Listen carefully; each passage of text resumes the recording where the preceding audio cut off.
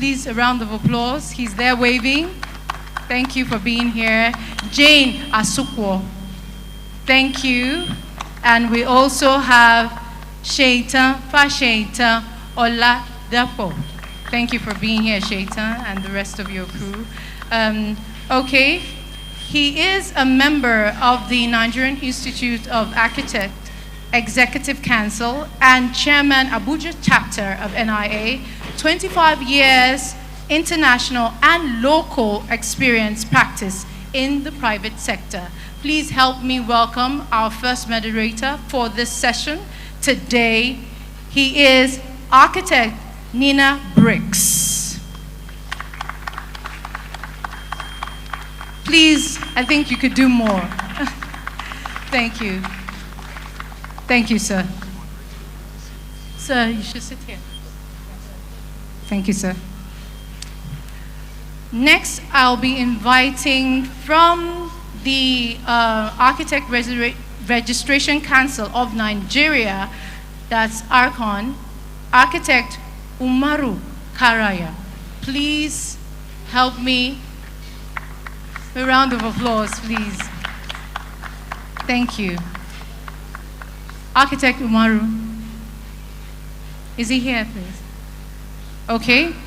I'll call on next the MD and CEO, News Engineering, Mrs. Josephine Mwazi. Thank you, Ma, for being here. You can have your seat now.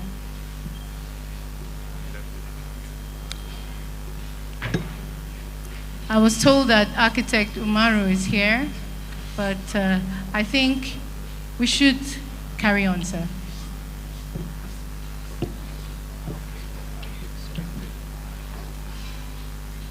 You should.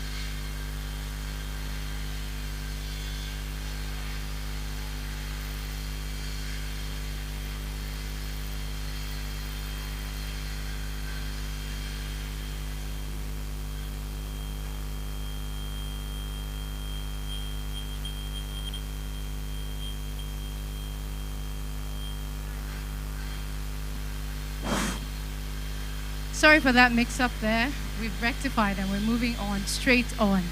So next I'll call on representing Koren, Council for the Regulation of Engineering of Nigeria. Koren, please, Engineer Tanko Gyang. Please, can you come up, sir? Engineer Tanko Gyang. Thank you so much, sir. I mean, this is a very, very important subject which involves policymakers. So you can sit down there. So we can't have this discussion without having the policymakers right here discussing this. Please, a round of applause for them. So they begin now with our moderator, sir. Thank you. Good afternoon, everyone, and welcome to the first panel session. If you've got the event document, it's got we're looking at restructuring of the TVET education system and institutions and how to improve the quality of output. It would have been fantastic if we had people from the NBTE and members of the Senate committee, because this is where most of the decisions get made. But what I will do is, without taking too much time, because what we would have loved to do is get input from all the panelists on what their views are on technical and vocational skills in general, and of course the technical and vocational education system in the country as it stands, and what role that plays in national development, what role that plays in skills development, what role that plays in youth development. You have to forgive me. I love holding the mic, so I love doing things when I'm holding the mic. I noticed, I did mention you've got people from the Ministry of Youths and Sports here. Would it be out of place if I invited one of them to join us on this stage? Sorry. I recognize the lady smiling. Yes, that's one of them. But there were two names. They're not available. Okay, no problem. I'm told they're not available. All right, so without further ado, I would like to take any opening comments, any general comments you have as with specific regards to what we're discussing. As I said, I'll take it again. We're looking at technical and vocational skills. We're looking at it vis-a-vis national development, vis-a-vis the Nigerian national development as we have, vis-a-vis economics, the economy, vis-a-vis youth development as well, and how that contributes to the general employment picture. So I would, Madam, I would like to invite you to open the floor. Thank you. You're welcome. Good afternoon, distinguished ladies and gentlemen.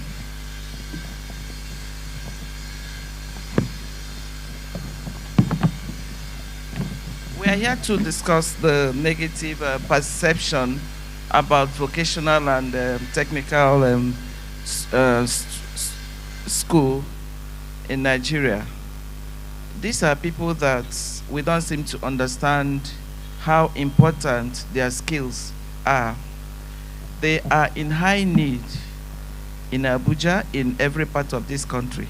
We're talking about people, carpenters, tilers, painters, electricians. One of the difficult things builders, go through in the course of building is to get an experienced plumber. And you know what it means when a house is completed and occupied and then there's plumbing issue. Maybe there's leakage of water here and there. So we don't really seem to understand how important these people are in our national development. They are very important, and we have crops of estates coming up here and there. So the earlier we empower them, the earlier we give them all the support, the better for us. I'll stop so far.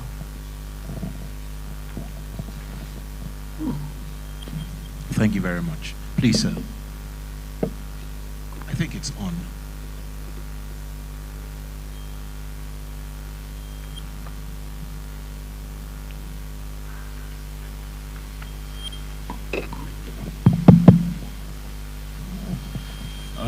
Good afternoon, the moderator, ladies and gentlemen.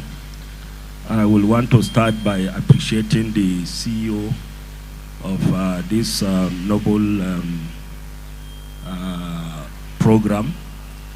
I will want to build on what my sister have said here, that though we are regulators of all these trades, and we are also to license the trades and make sure that they are working in accordance to the ethics of the job. That does not mean that I will not say one or two things. First, I will want to commend them for this program, and I want to say that technical and vocational skills training is part of our existence, because without these tradesmen and or the artisans or the craftsmen, we may not be, we will never be comfortable in our day-to-day life, and we will not be comfortable in living in this part of the world. Why do I say so? One, everybody that is seated here is living, has a house where he lives, and for you to be comfortable in that house, you need to have your water system going on, and you need a plumber. You need to have electrification of the house. You need an electrician. You also need a painter to beautify your house. You need somebody to do your POP. And all these are artisans or craftsmen that are licensed to practice and make you comfortable. So I would want to say that there's no how we'll ever do without technical and vocational training or personnel in this country. It is when the CEO was trying to answer a question, he was emotional, and I want to say, I don't want to also be emotional, but I want to say that in the 70s and 80s, life was not like this. I remember when I went to school in the 70s, to technical school, I was even given, you eat 3 times a day, you have enough food, they give you pocket money, even when you are going for holidays, they give you transportation, they give you almost everything. And at the end of your final year, you see a lot of industries coming to even interview people, especially railway, NNPC coming to interview people before your graduation, when you have not even written your final paper. Then again, in the 70s again, you are given a scholarship by government to go and study in any part of the world. I remember I graduated 79. That was when the thing ended in our set. But before then, a lot of people went to Russia, went to so many countries. That was when things were going well. But it's very unfortunate that even those that went through those processes are the ones trying to kill this generation. But current have been up and doing to a very good level. We have we have gone through the Nigeria Association of Engineering Craftsmen. We have been able to walk through almost all the technical schools in Nigeria, and truly speaking, is something that it is not encouraging at all. And current have had a forum of all principals of technical schools and science schools in Nigeria. They have formed a forum, and they will also be in the council for us to have first-hand information on what is happening.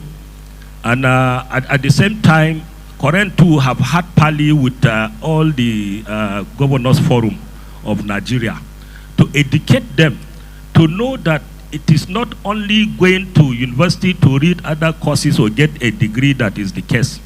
I want to set an example with myself.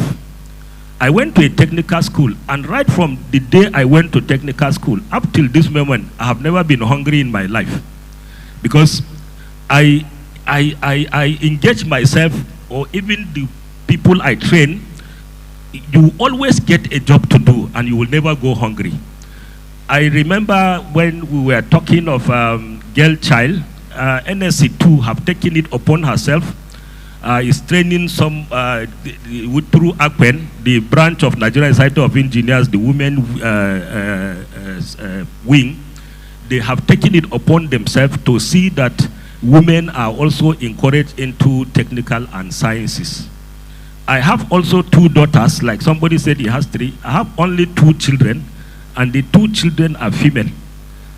And I tell you that if you build, for you to train 3 men, if you train 3 men and train one woman, that woman will be more useful than those 3 men over a period of time. One of my daughters, I wanted her to study a course, and I saw that with my engineering background, and she was still in the high school, she was able to pieces even the computer in the house and repair. She started repairing them, and even my handset. If she takes my handset, she will go to where I don't even know, and she would tell me, and she doesn't have any knowledge. So I encourage her to go into computer science, and she's doing very well even at the elementary stage. So technical vocational education, even if you want to further, like we were encouraging the girls here, yes, you can further, but with this skill, in accordance to what he said, that there's a process. You will be taught, you come with your experience, you will be taught, a bank will empower, give you a soft loan, then you will be on your own. Being on your own and having your own company with registration of CAC, you can also train other people, even when you want to further. You can further time. Okay. I'm waiting. You can round up. Okay.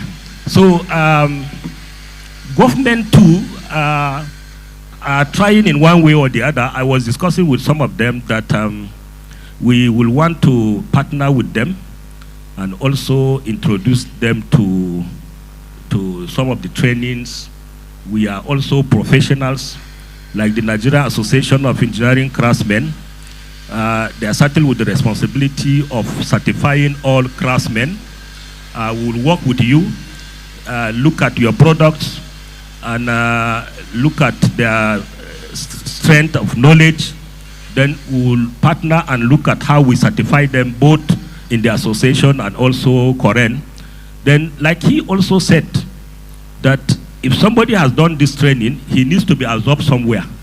We have people that that have industries of theirs, and even Koren itself, we will look at. I will discuss with the president, and we will look at that. Thank you. Thank you very much. He said quite a lot, and I took a few notes here, which I'd like to come back to. But Madam, I'd like to come to news engineering. Sorry, sir. Okay. Okay, you go on. But sorry for that break. We have our third panelist from GIZ, Head of Operations, Skill Development for Youth Employment Program for GIZ, Mr. Tobias Wolfgarten. But he's here represented by the Skill Development Advisory, GIZ Sky, Mr. Stephen Ago. Please, a round of applause. These are our major sponsors for the event. Welcome, sir. So, Madam, this is actually quite interesting. We've got an industry player, we've got a regulator, and then we've got an NGO, if I may. You don't like seeing yourself as an NGO, but you are an NGO. So it's a good mix. So I'll give the floor to GIZ to say a few things. But before that, Madam, at News Engineering, what would you say the impact of the artisans is on your business? if you were to give a percentage, what would you say, oh sorry, not the impact, the relevance of the artisans to your bottom line at the end of the day? Would you put them in the 10, 20, 50 or 80%, space? I know that's putting you on the spot, but I know where I'm going. Okay, before I answer the question, I want to say that there's a gap I've noticed over years between learning a skill and learning how to earn a living with that skill. That brings me to the issue of passion. Most of the people that had gone through technical or vocational school, they don't seem to believe much on themselves. They feel, well, since I'm not able to pass through the four walls of a university, this is what I can do for myself. And so they are not very passionate about what they do. And that is why somebody caught this vision. I listened briefly to the MD of I Create when I walked in. And this is one area I'm very passionate about. Passionate in the sense that the founding MD of News Engineering didn't go through the four walls of university. He attended a vocational and technical school. And he was so passionate with what he did, and he believed so much in himself. Because he believed in himself, he created a niche in the electrical world for himself. News will be 40 years in business next year. And you and I know that it's not easy to survive this long at the demise of the founding MD of a company. So the structure he put in place is what has held this company going for this number of years. Passion is another thing. Going to your question, in News, we are electrical construction company. But like I said, these people, you can't do without them. As much as we build towers, we build substations, there's always an aspect of the artisan that we do. Like when you are building a simple component of a substation, the control building has to be tiled. It needs to be electrified. It needs to be painted. So these are the areas that we also use artisans. So in News, as much as this is not our core business, we try to also empower some of our trainee electrical engineers. Like last year, we trained a handful of them in the area of meter installation. We expose them to different trainings such that they will be able to maintain the kind of quality we had maintained over years. It is not right that you do a very good job and then you bring in a tiler and then the tiler will mess it up. There's a building, the first house my husband built in the village, that's over 30 years now, because he used artisans from Togo to do the POP, the tiling. I can tell you that that house can still, meet the standard of a house that is built today. So I'm talking to the artisans who are our target audience. Whatever you do it with passion. Believe in yourself. You can never know how far you can go. Thank you very much. I'll come back to you. You mentioned Togo, which is of interest. Let me quickly give the floor to the lead sponsor of this, event, GIZ. We're basically looking at technical and vocational skills here, the general cultural issues around them. How do they contribute? Of what relevance are they to national development? Of what relevance are they to economic development? Of what relevance are they to youth development? And when you think about the sustainable development goals, how do they key in? Which I think is a hallmark of what I Create is trying to do here. So the floor is yours. Thank you for that. Am I audible? Can you hear me? Okay. So for GIZ, first, GIZ is the German Development Agency. we are across different sectors, been in Nigeria since 1974. And the area of skills has always been one area where we've always been attractive for us because of what, like you said, contributes to the national economy. Speaking about now, let's look at the scenario that we live in now in Nigeria, the issues with insecurity and unemployment everywhere, and a lot of young people, you know, roaming the streets. We have issues in the north, in the south. It's across. And if you look at the critical issue here, most times is because a lot of these young people, there's a lot of energy and there's actually nothing to do. You know, they're not engaged in any way. You know, so all of this youthful exuberance is put into other means, you know, that have actually become a menace to the society.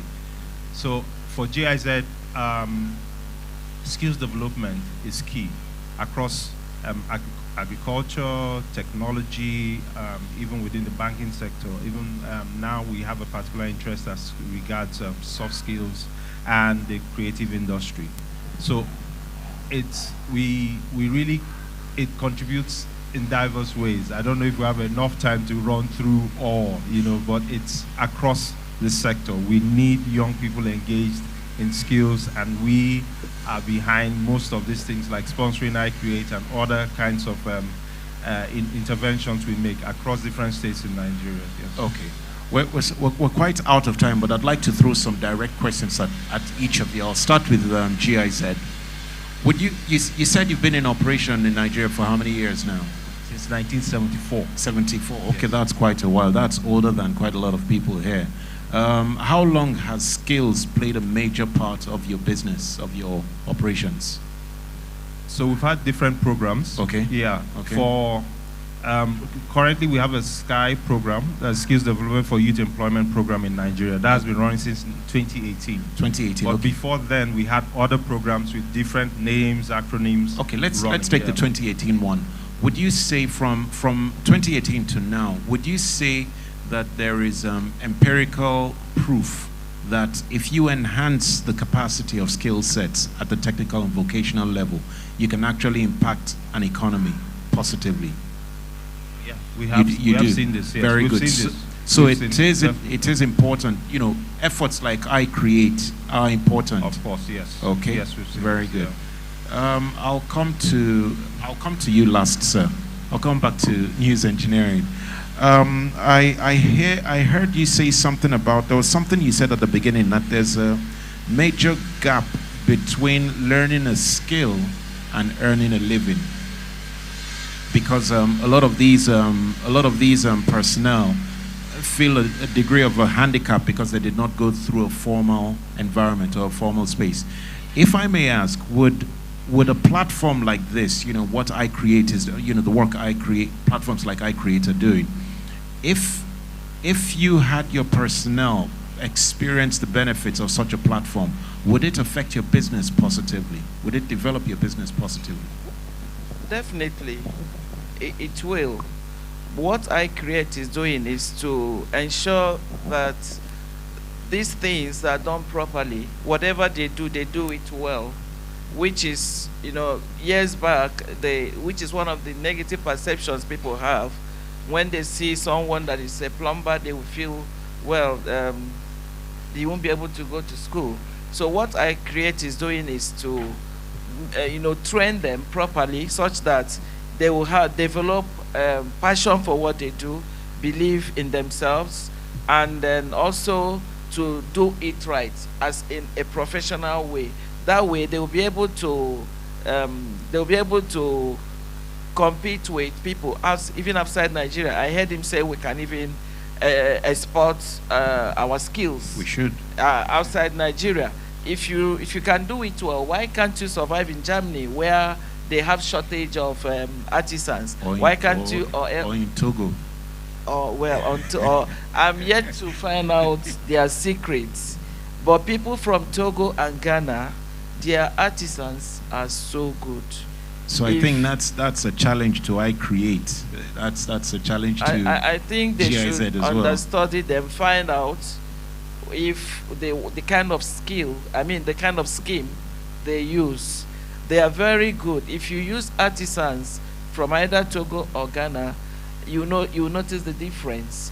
And for Nigerian artisans, well, people that I know hadn't gone through I Create, they don't do it with passion. They do it haphazardly. Well, this is, let me just do it and then go get another one and do. But they don't give time to what, pay attention to what they are doing and to do it well.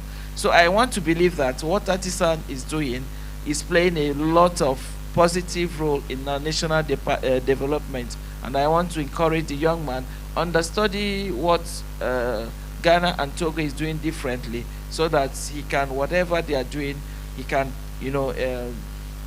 train our people to do it better. I'm sure that these young ones here, whatever you expose them to, they will understand it and do it right. Okay, that's an interesting gauntlet that's been thrown down to I Create. I'll come back to you to close out, because I know you have a comment. But that leads me, what Madame has said leads me, interestingly, to the policy, side of things, which is what I wanted to ask you. I know you're here on behalf of Koren, but I see Koren and I see policy shapers, policy molders, and a lot of national development hinges on the back of the policy, policy framework, enabling framework as we have it. Having listened to, it's quite interesting, GIZ has confirmed that there is empirical data that proves that an enhanced technical and vocational demographic, as it were, does have an impact on national economy.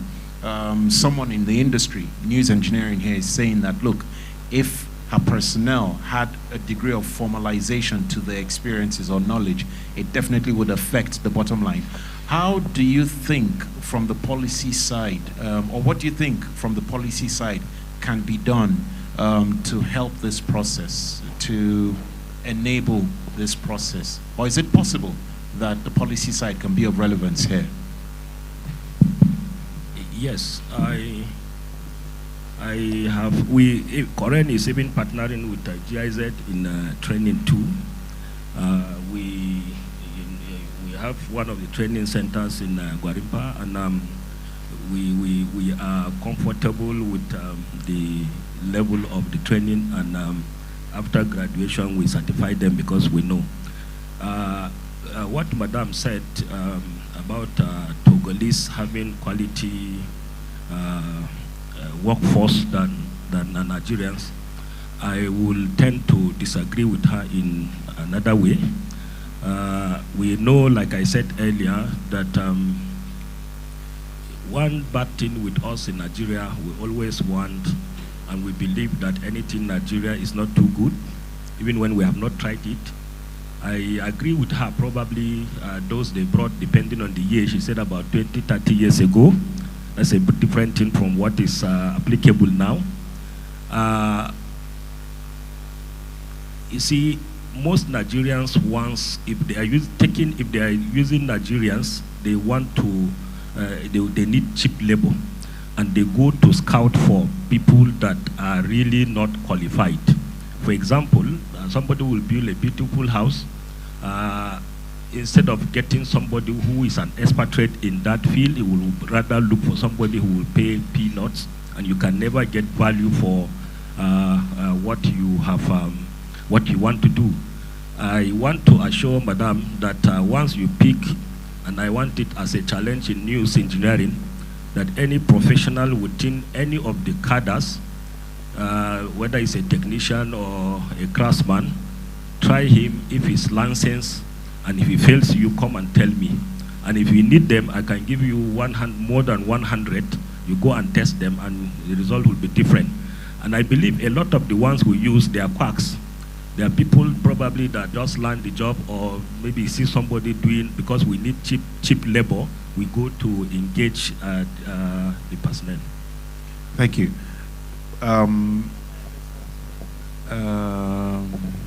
Okay, Madam, 1 minute. Thank you. Okay, well, I'm actually talking about how they can get better.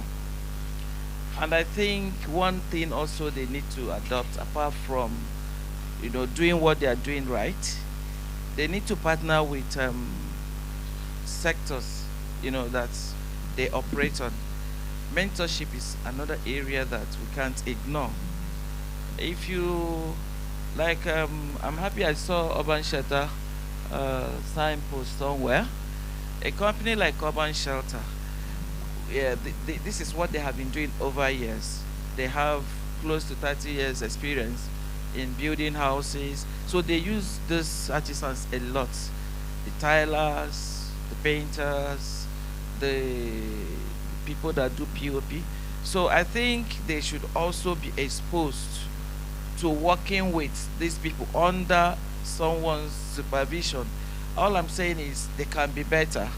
Where they are doing great, but they can be better by, understanding someone that has made a name in what they are doing. Fair enough. Okay, thank you very much. What I was, Mr. Koren, what I was hoping you'd be able to have spoken to is the fact that current policy frameworks allow for XYZ.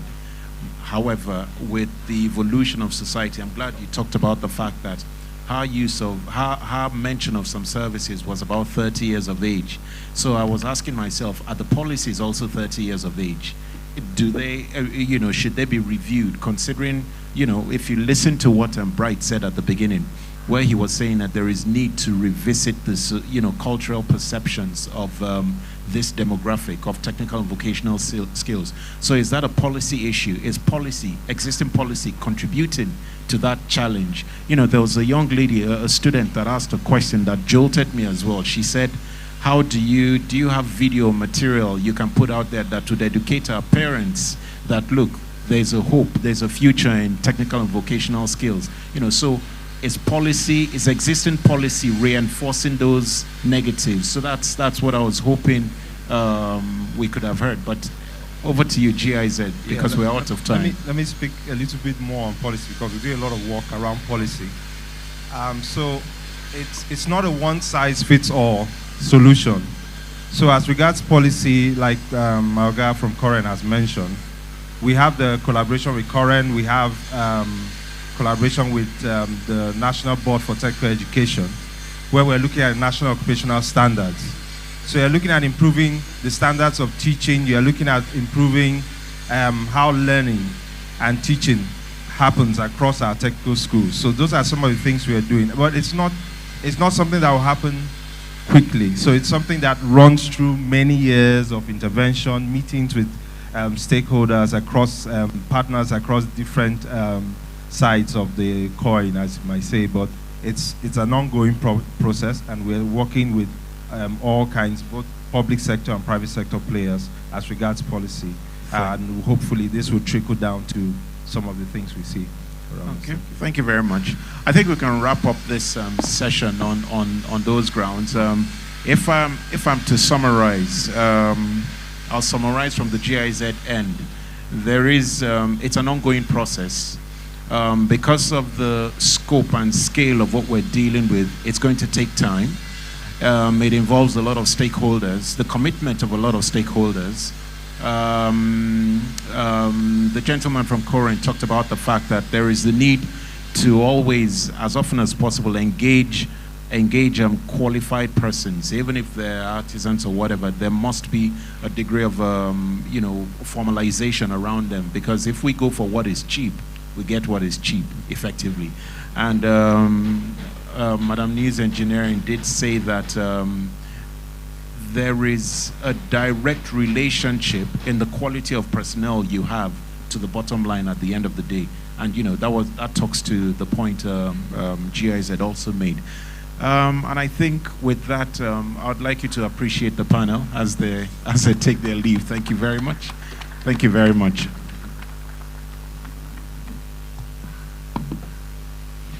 Yes, please. Yes, please. Please, a round of applause for our panelists as they leave the stage. I'll just say that this session was one that reminded us clearly that vocational and training skills are really important. It is something that we have to... Okay, I've been told a group photograph, please. Can we please come up, the panelists, to just have a group photograph, please.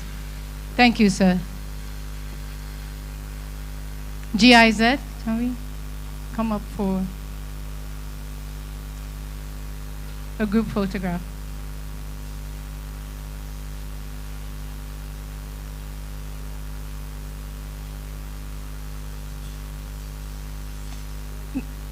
GIZ, please, can you come up for a group photograph, please?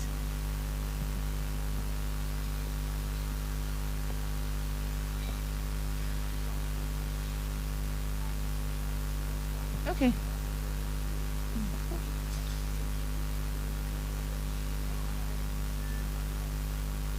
Finding experts for a construction job can be such a battle. You search for competent artisans and professionals for that building project, only to get disappointed by poor service delivery again and again. That's why we created Skillers, a full-stack online recruitment platform where we do all the work to pre-screen skilled top-quality professionals for all types of building projects, from construction to maintenance and renovation. Here's how. You tell us who you're looking for: carpenters, plumbers, bricklayers, anyone, and at what location. We will provide an array of skilled artisans to choose from, displaying their profile with previous work done and past ratings received. We also have a dashboard where you could post available jobs.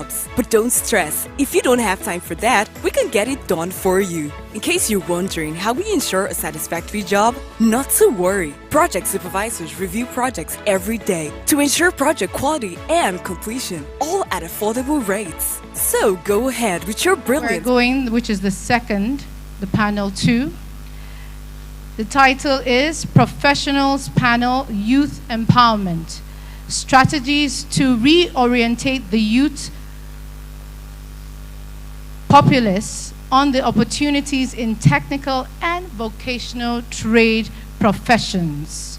Please, this session is going to be 35 minutes. So please, if we had heard to time, that will be really awesome, because time has been long spent. Thank you.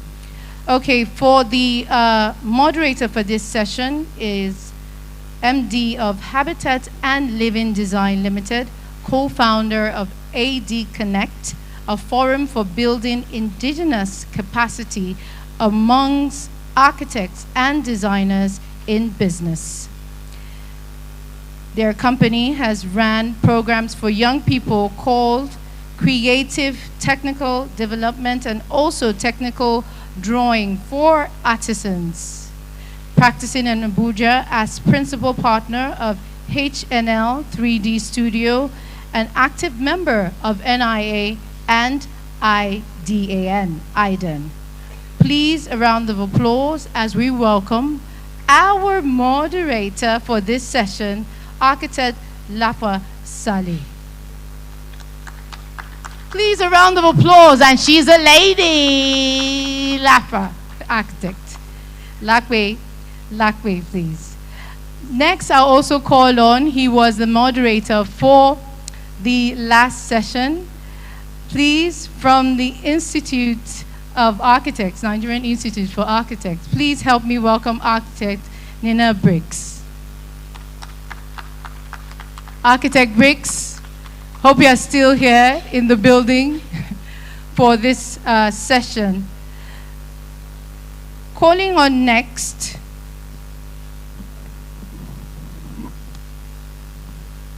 from AHK, Project Manager, Competence Center Skills Development, representing AK, that is the CEO.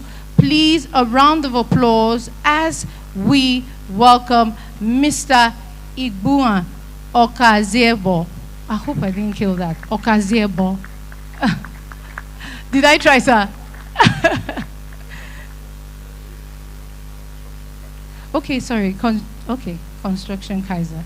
Please, a round of applause.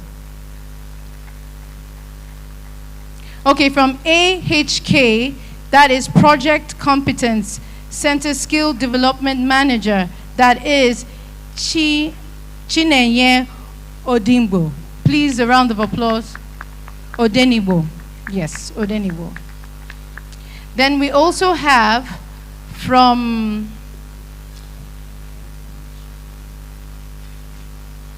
the Nigerian Society of Engineers. The Nigerian Society from Engineers, Engineer Okoli. Please, a round of applause. Thank you, sir. Oh, please, a round of applause for him. He has been here since 10. Please, a big round of applause. He started with us, sir. I've been seeing you from the front row. Thank you for beginning with us. Thank you. Thank you. Also from the Federation of Construction Industries, Engineer Mrs. Olubumi Adekoji. Represented, please. She's not here.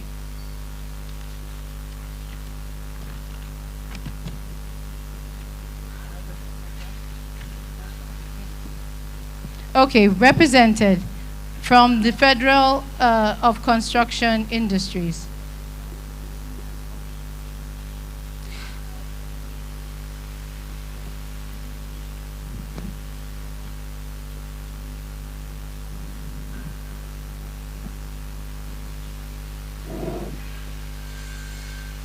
Okay, the Training Center Manager, Mrs. Egene Victoria. Thank you very much. So I'll pass on this to our moderator for her to do justice. Thank you.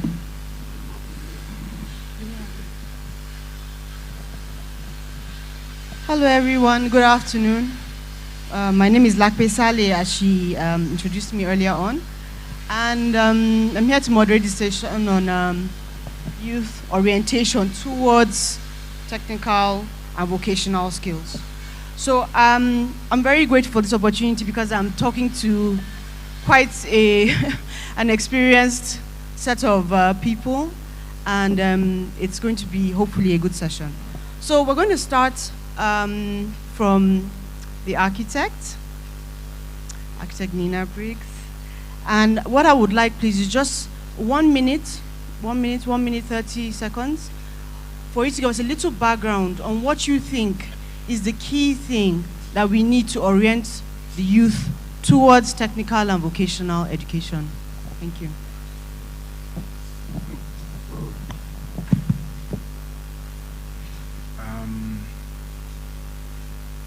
I think there are two lines of responsibility. I think you've got the bottom up and the top down. You want to take notes? Okay, I'll move slowly. As I said, there are two lines of responsibility. You've got the bottom up and the top down. The bottom up is, to all intents and purposes, what the private sector can do, what the private sector should do, what establishments and initiatives like I Create are doing, with the help of entities like GIZ. The top down is what the policy framework can achieve. The reason I say that is, historically, the nation has been driven on the back of I don't want to say white-collar jobs. There's a certain approach to what employment generally looks like, what good employment does look like. So that defines what education, the bias education reflects. That reflects the bias in education. That reflects the bias in business, in the economy. Bright here gave a very interesting example of where someone who could afford the loan goes to a bank, but because he's of a certain profession or background, was denied a loan. So there are a lot of policy, which I say are top-down measures that need to be introduced as well. But then bottom-up in the sense that there is a degree of citizen or societal responsibility. Just as I Create is doing now, we need more establishments of this nature that can start to challenge preconceptions, that can challenge historical ways of doing things, that can actually show that there's another way possible. In the previous panel, okay, I'll round up. In the previous panel, when GIZ did say informality has an economy all of its own, I think it's something to deeply explore. It's something that is yet to be fully explored. Thank you, sir. You made a very good point there. So I'm going to ask Mr. Okaisobo to follow up with that, please, sir. Thank you. First of all, it's my honor to be here. This is the space that I like to play in all the time.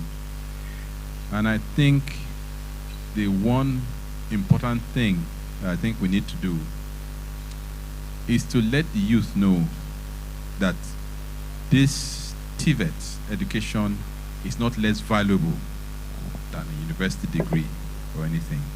They need to know that they can be anything they want to do. They can be successful by getting a TVET education. Thank you. There. Thank you, sir. But to clarify, back when we go back, we'll ask how, because you said yes, we should let them know, but how do we do that? Okay, thank you. Okay. I think one of the ways that we can do this as well, apart from reorienting the youth populace, is also to reorient the parents, like the young lady asked from the school. The parents also need to have the correct mindset about blue-collar jobs. The enabling environment has to also show that there is a lot of quality output from people that are skilled, and so skill acquisition or vocational education is not as below or beneath as people see it to be. Thank you.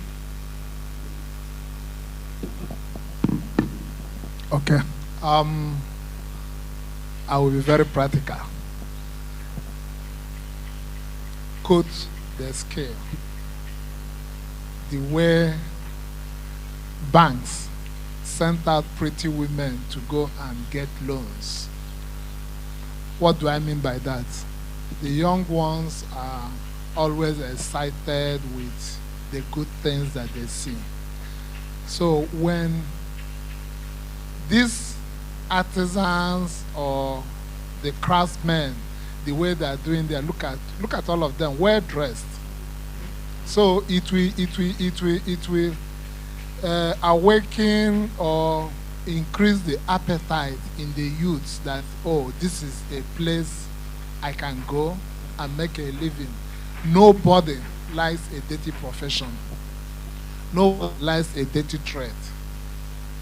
And by the time an NGO like I Create and other sponsors engage, coat the scales with what the youths want to see, all of them will move in. Make the environment very friendly, increase the working tools. No youth, nobody likes to, a carpenter, you cut. The machines are there. We saw them when we were going round. So that's what I think the first thing we should do. And there are enablers. Who are the enablers? Corporate bodies. Who are the other enablers? The NGOs. There should be that. The government is there to provide the enabling environment. And with all these things, you see, it will be a win-win for everybody. And the youths will want to fit into that place because they are thirsty, they are eager, they are looking for things to do, but they want to do something that is dignified. Okay. Thank you, sir. That's some very practical tips on how we can get youth to be interested. So, Martis, can you go ahead? Thank you for the opportunity.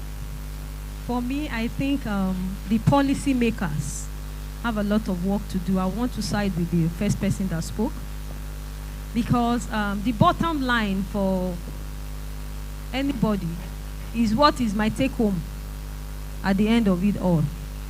I don't think the youths are particularly concerned about the nature of the work, but I think what is more important is what they earn for the job or the services that they render.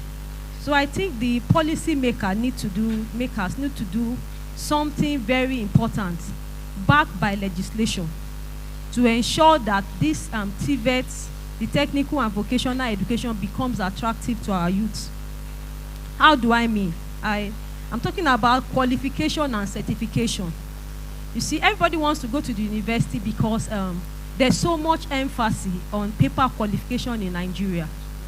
Your first entry point is what degree do you have? There is no exam you go to. When they are shortlisting, what are the prerequisites? You see all the long list. So that's very important. There must be an alternative path, well defined, backed by legislation, an alternative career path for TVET. How do I mean? there must be a grading system that gets you at par with somebody that goes to the university.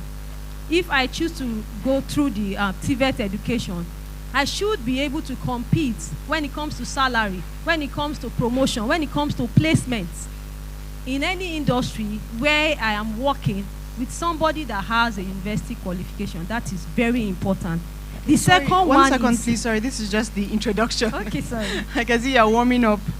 Okay, so very quickly, just to go through what has been said so far. Actually, Nina had mentioned sort of like the industries coming in, bottom up and top down. Mr. Okaisaba had mentioned that we need to create awareness so that the children know or youth know that this is an available option for a career. I'm sorry, the madam from... Okay, yes. You had mentioned talking about awareness and how, you know, we can create awareness amongst the parents and the children in order to reorient them towards that. Sai gave us a very practical way of saying basically we should glamorize it so that it sounds or it looks attractive to the youth of today. And I had to stop the representative from FOCAI because she was really getting warmed up, and actually that's where we're going to, which is talking about certification and a professional line in that sense. So I'm going to ask, and I'm going to direct these questions as we go along. So I would use architecture as an example because I have a bit of experience in that area, which is to say, I understand that our polytechnics were actually designed in order to meet these technical and vocational needs. That is minus the MBET.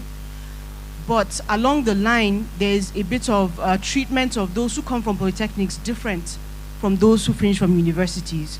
And so that has created a kind of almost a bias, but also a feeling of less than amongst them. And so from your experience with architects, architectural technologies, what do you think can be done differently to, as he said, glamorize it, but also put it at par, like she mentioned as well? How do we equate these things in a way that the youth are able to see it as a viable option, just like any other profession?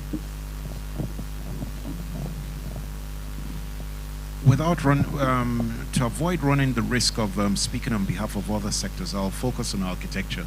No, we're just starting with you, sir. Okay, good.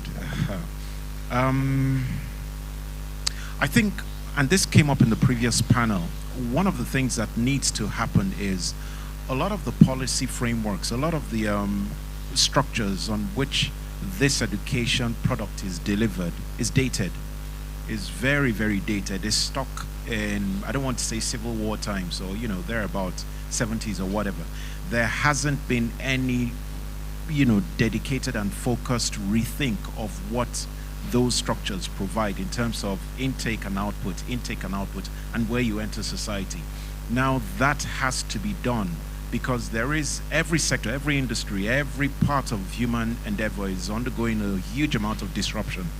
And it's so disrupted that you know, right now we're having in the informal sector playing a huge role in any economy. So it then means that you need to go back to look at what exactly are you teaching these guys when they get into technical TVET type settings? Is it still stuck in a time when everything was manual, there's limited automation? So you're saying that the educational system right now for TVET needs to be updated in the first place? Oh yeah, it needs to reflect it needs to be more reflective of the times we find ourselves in. Yeah, it needs to be much more reflective. So that they can meet up with industry trends and actually make themselves create their own markets, job market. Thank you, sir.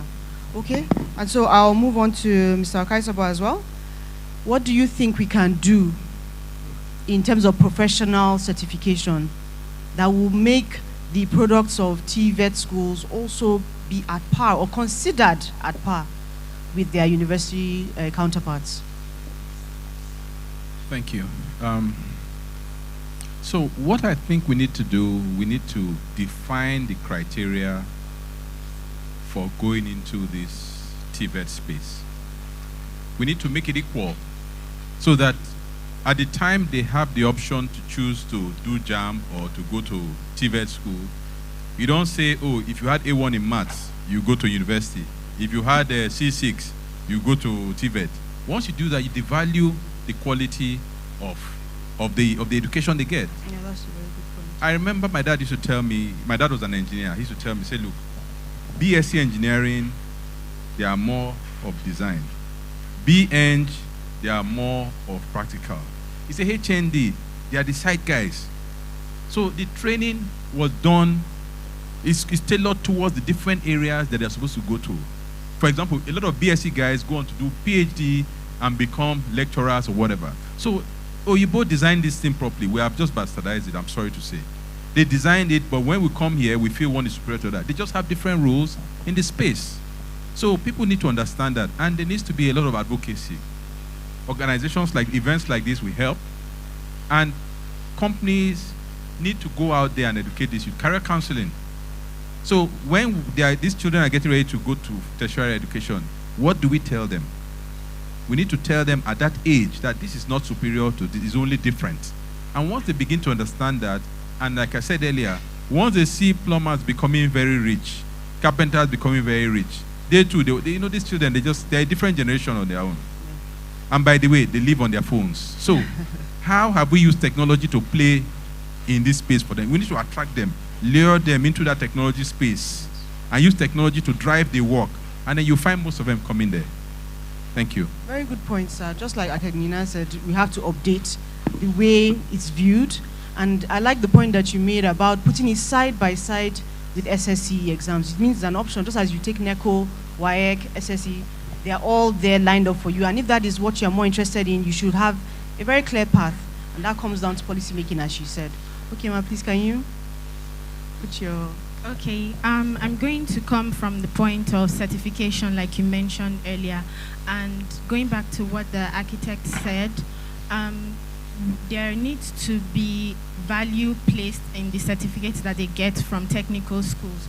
So I'm going to use international best practice as an example. So I represent the delegation of German Industry and Commerce, AHK Nigeria. And in Germany, and as much as many other countries I know, they practice vocational training, and it's part of the structure, the educational structure, and they make policies that support this. And of course, these policies include up-to-date curriculum, like Mr. Okasabo said, and certification. Now, at the delegation, we do training as well in skills training in about 4 professions: industrial mechanics, industrial electronics, technical facility management, and office administration. And we certify them with the C certification of the German standard type of certificate. So what I'm trying to get at is they have the MBTE certification, they have their school cert, and then they have international certification as well. So if a plumber comes to tell you this, or you employ a plumber and they tell you, oh, I have these certificates to show for what I'm doing, I have been properly trained, I've been trained with the best curriculum, I've been trained with international best practice, then it gives it, I don't know, volume as well amongst the people that, amongst their employers. And for the youths in schools, if the educational structure would just be changed a bit from the, I think it's 6334, to maybe reduce the primary education from 6 years, add 1 year after school and after secondary school for vocational education. For everyone, or just for those who choose to? Sorry? Is it for everyone or for those who choose to? Is that you're saying it should be a general policy? I mean, for starters, it should be optional, because in Germany, for example, it's compulsory. It's a compulsory 2 to 3 years vocational school before you enter the university. But in Nigeria, I mean, this is gaining traction now. We have enabling environments like this. We have CSR platforms like this. So I would say for now, it might be optional. See how many interest or how it becomes very interesting to young people, and then we take it from there. And of course, you can always adjust. Okay. And then make it compulsory. So yes, I think it's one of the things. Okay, thank you very much for that. And it's good to know that internationally speaking, there are standards already that are set for these kinds of things, and we have to actually have maybe some templates that we can use as a starting point. Okay, sir, thank you. Please, let's have your contribution concerning the professional line and certification for attracting young youth towards this line. Yes, thank you once again. My friend over there says something which is very, very important. We misplace things in Nigeria and most other places. The training for an engineer is different from the training for a degree holder engineer is different from an HND holder engineer. Yes. This is where we get it wrong. Growing up, I remember having a lot of technical colleges, which I personally opted because I was, and I'm still very good with using my hands to try anything I see. But somewhere along the line, we misplaced the whole thing by now trying to equate a degree holder in practice to an HND in practice. They are two different things.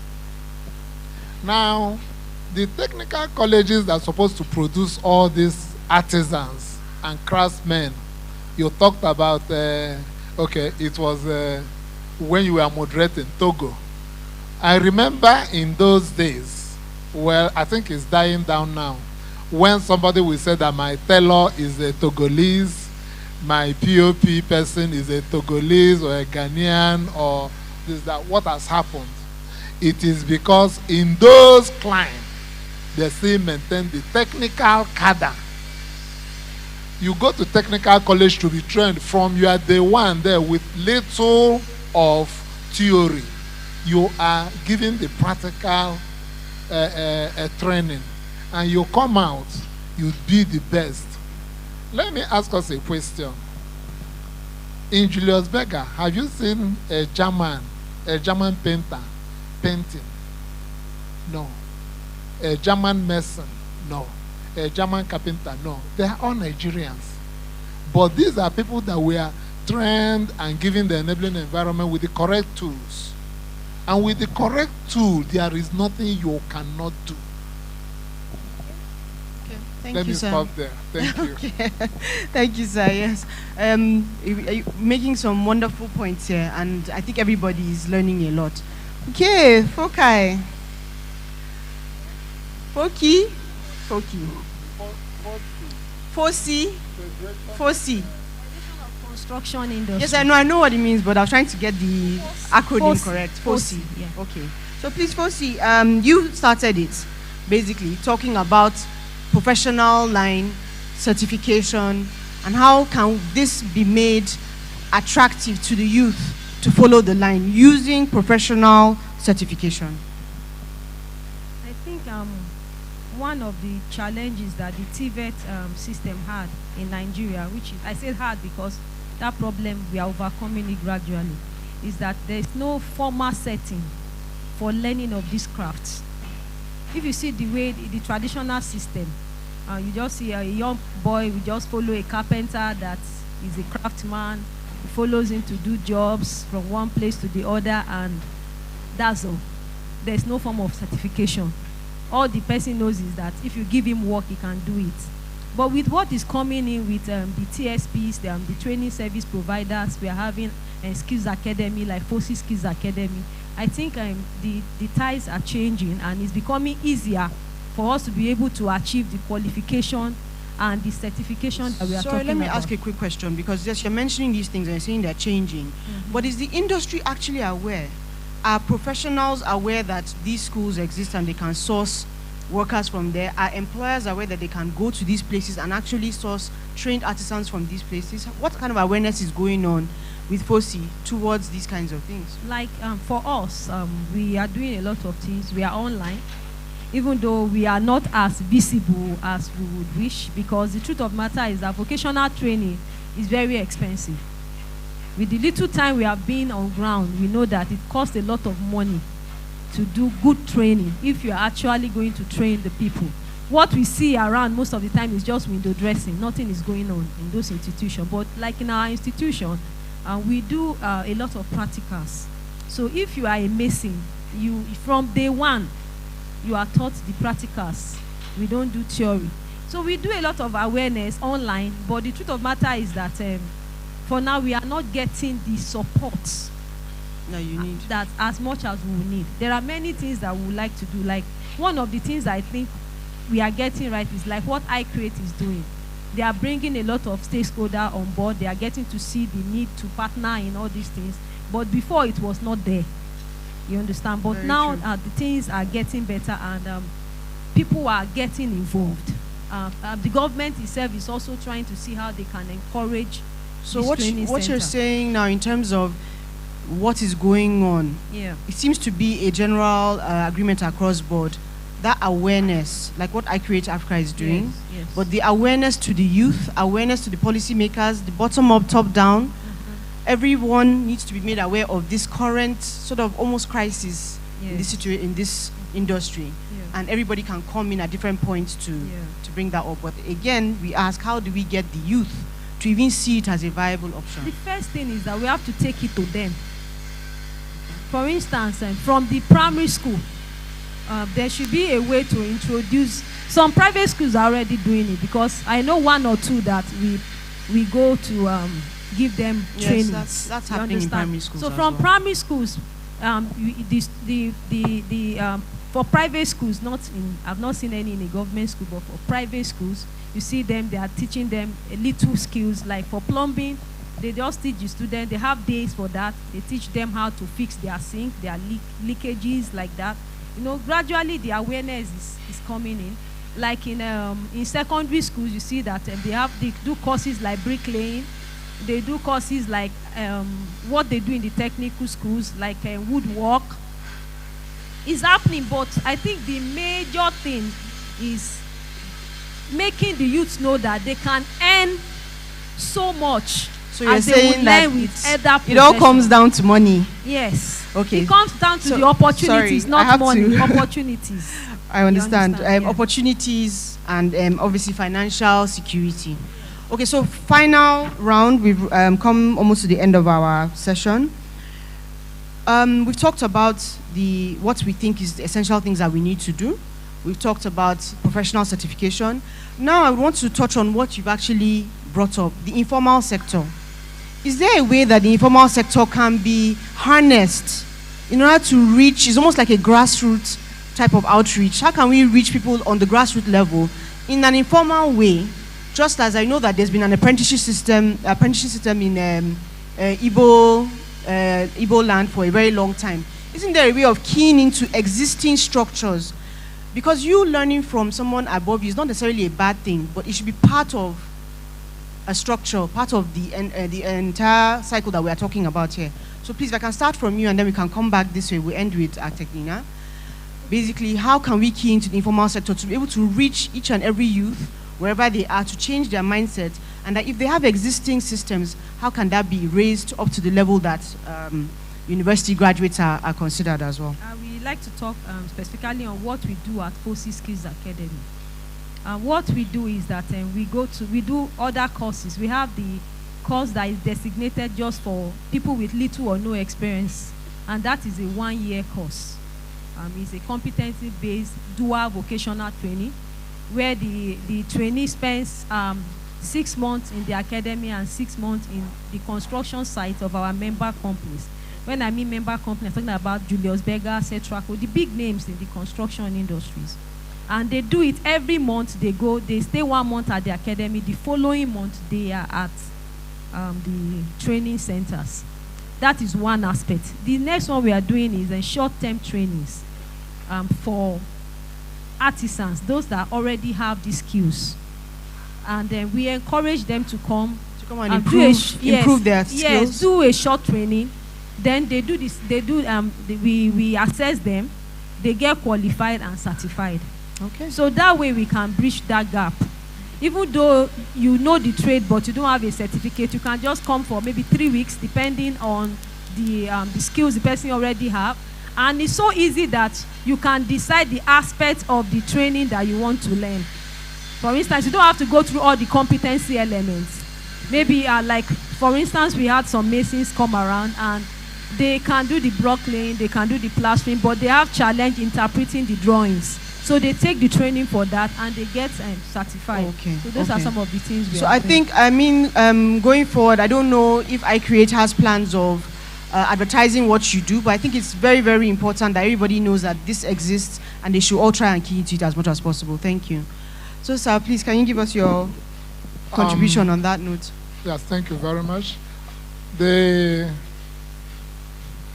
One of the ways to go is by engagement. We got to talk and talk and talk. Let all the stakeholders come together, start talking. Who are the stakeholders here? The government, the private sector, then the enablers, other enablers, all these NGOs. Because you see, it is not something that can be done by one person alone. Everybody must get involved. We have to talk and talk and talk. Take it to the grassroots, like Madam said. Take it to the people. Make the thing attractive to the group we want to cash. And why do you think that they always use all these young stars to cash the young ones whenever they want to do advert? These are the people in their circle of Those are their models. Yes. So we models. need to do that by engaging everybody, and the government being the person that will, the institution that can give us the enabling environment to do all these things, must be sincere with the funds. Yes. Thank you. So we're talking about practical issues here. So I don't know why you're bringing in some fantasy type of things. Okay, sir. Thank you very much. Please, Mark, are you? Okay, so I think one of the ways we can work with the grassroots is by engaging membership organizations, BMOs like ASVAN, the Association of Vocational Artisans of Nigeria. There is the Manufacturers Association of Nigeria. They already have, for ASVAN, for example, they already have these artisans that are working and they're in an organized group. So this organized group can take on youth, show them the importance of, like you mentioned, the Igbo apprenticeship system. They can take on as a form of CSR, take on some people, train them informally, because like the formal sector right now is not gaining as much traction and they are not completely useless. So they can take on, train informally, and then somehow plug into the education system where they get certified, and then they can start also working and then take on people for themselves. I think Bright mentioned something like that earlier. So imagine one person taking the training, having the skills, yes, qualification for it, and then take 5 more people to train them, and then those 5 people become qualified and they take on other people. So from the for it creating to work, a pyramid scheme. Yes, something like that. So yes, for it to work, the grassroots in terms of these associations like ASVAN for me is a very good example, because they are association of artisans, the type you see on the road, the mechanics, the people that pump tire you see on the road, they are all part of ASVAN. They are members of ASVAN. And so also I think private sector can also help them in terms of funding and providing opportunity, like taking them on to come and practice in their company, hands-on learning, yeah, like she mentioned, the dual way, because it's something speaking and talking and they go to school and they learn. If they don't get to practice, if you teach someone how to use a machine theoretically and they never get to use it, get their hands on it, they might not really know what to do with it when they see it. So yes, I think we should engage the membership organizations at the grassroots level for this to be achieved. Thank you very much. Can I just ask, AHK and FOSI, have you worked together at any point? Okay, that's great. Okay, sir. Thank you very much. So, I think private sector has a big role to play here. While companies pursue profits, they should also deliberately make social impact. Because we have a huge, young, growing population, and if we don't get them engaged, who's going to build our critical infrastructure going into the future? We're going to need a lot of roads, we're going to need homes. I mean, we all know the story about the housing deficit in Nigeria. So at Construction Kaiser, we have Kaiser Foundation that goes to secondary school to teach kids about construction. So we have a summer camp for them every year, even though the last 2 years we haven't had because of COVID, but we're hoping to resume this year. Now, artisan training, we partner with organizations to do artisan training. We work closely with FOSI at the Skills Academy. We work with them, we work with the TIWA, and we also do soft skills training, because when these people come out, they need to be able to know how to engage. They need to know how to address people, know how to speak, know how to present, know how to sell their market, if you understand what I'm saying. So I think private sector has a huge role to play, and we cannot fold our arms and wait for government. There's so much work to be done that we need to do some on our own. Thank you very much. Thank you, sir, and well done for all the work you do. We have all seen the work of Construction Kaiser in this particular area. Thank you. I'll deviate slightly, but I'll piggyback on the very last comment you made, which is schools. In the office of recent, we've been involved in a lot of industrial agro projects. And in one of the states we're dealing with at the moment, they've done something quite interesting. Again, this shows a degree of proactivity on the part of state. What they've done is, there was one location in particular that got to me. They've actually set up a farm in a community school, okay, right next to a community school. So on one of our trips, about 2 months ago, we had the opportunity to interact with some of the children there, and these are primary schools. You had kids there between sort of like 8 to maybe 14 or so, thereabout. Some of these guys were actually speaking confidently enough about eggs, chicken, when to harvest, what the sales would translate to. And I was freezing. I was like, whoa, you know, so it drove home the point at that stage. So you can imagine what would happen to any one of those children by the time they're aged to 15, 16, 18. Their understanding of the opportunities will be much more than any formal constraints. Their understanding of the economic opportunities in their future would be much more than a university degree. It would be, you know, very, very vast. But this is just because you had a forward-thinking state administration that could dig into that level at a dig into that level of intervention at the primary school. So it's tapping into existing infrastructure.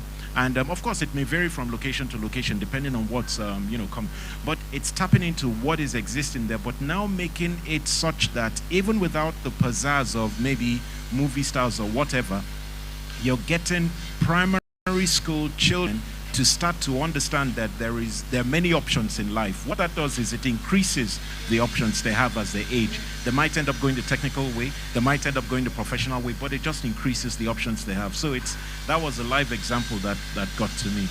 Yeah. And I think what you've said is a good example of how, you know, it can go right from the roots all the way to the top. And as you all mentioned, all the different interventions at different stages, they come in and they create that environment. But at the end of the day, we need to create awareness amongst the youth so that they can see it as a viable option or alternative. I'll just, in closing, I want to give an example of a plumber that we work with. He's a technician, he's trained. He was properly trained back in the day when we still had the proper school system. And all the while he's been working with us, he brings his children, his boys, along with him. These children still went to formal school. They finished university and they are back with their father working on site. The amount of money that he earns was enough for him to take them to school, bring them back, and they now have this to fall back on any day. They can have their regular office jobs, but they have that as an option. So I think that marriage is actually something that can work amongst Nigeria, especially because we have such a unique situation here. So once again, thank you very much. Honestly, it was a really, really enlightening conversation. And I thank I Create Africa as well, again, for giving us the opportunity. I think the more we have these conversations, obviously, the more impact we can make. Thank you.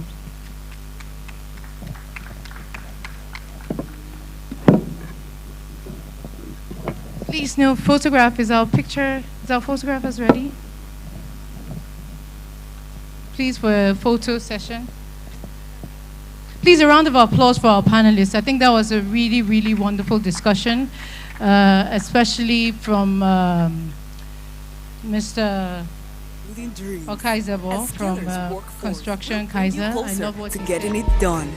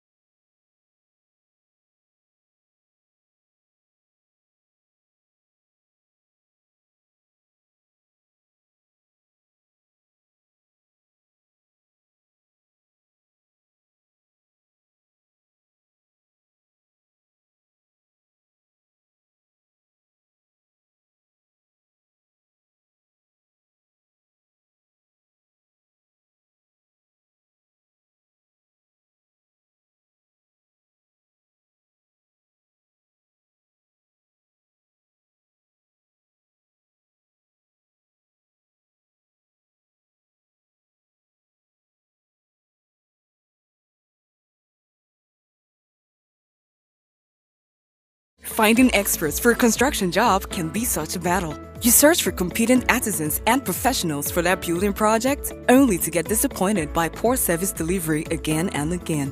That's why we created Skillers, a full-stack online recruitment platform where we do all the work to pre-screen skilled top-quality professionals for all types of building projects, from construction to maintenance and renovation. Here's how. You tell us who you're looking for: carpenters, plumbers, bricklayers, anyone, and at what location. We will provide an array of skilled artisans to choose from, displaying their profile with previous work done and past ratings received. We also have a dashboard where you could post available jobs.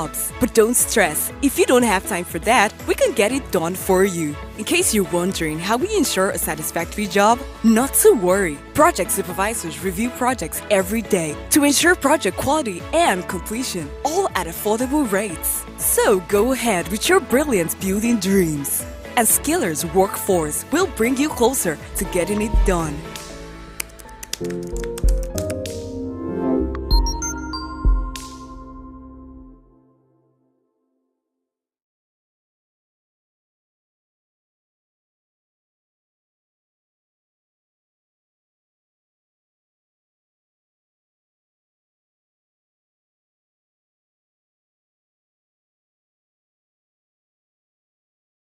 Finding experts for a construction job can be such a battle. You search for competent artisans and professionals for that building project, only to get disappointed by poor service delivery again and again.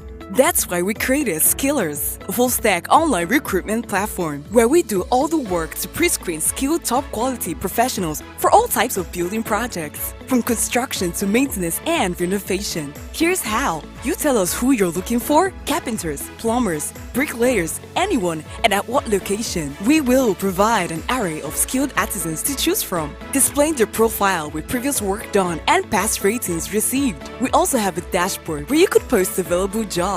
But don't stress, if you don't have time for that, we can get it done for you. In case you're wondering how we ensure a satisfactory job, not to worry. Project supervisors review projects every day to ensure